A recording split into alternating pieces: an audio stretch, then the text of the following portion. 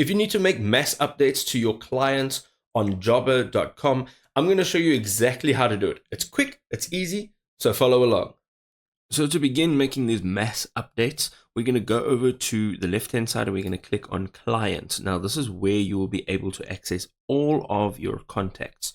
So what we want to do here is on the right-hand side, you can see that there is a More Actions option. And this is the option to do mass clients. Of course, each one of these clients you can click on and you can edit them individually, but we're looking to do it on a larger scale.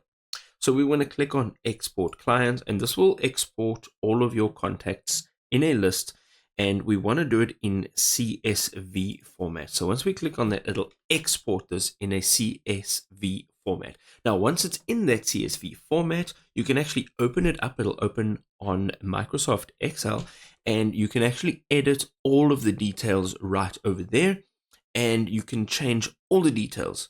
And once you're done, you're going to go and save that CSV file again. You're going to come back here into your client's portal. We're going to go to More Actions, and here we're going to say Import. And here you are going to import that CSV file that you just saved, and all the updates that you made will have been updated on that file. And once you import it, it'll take effect right here in Jobber.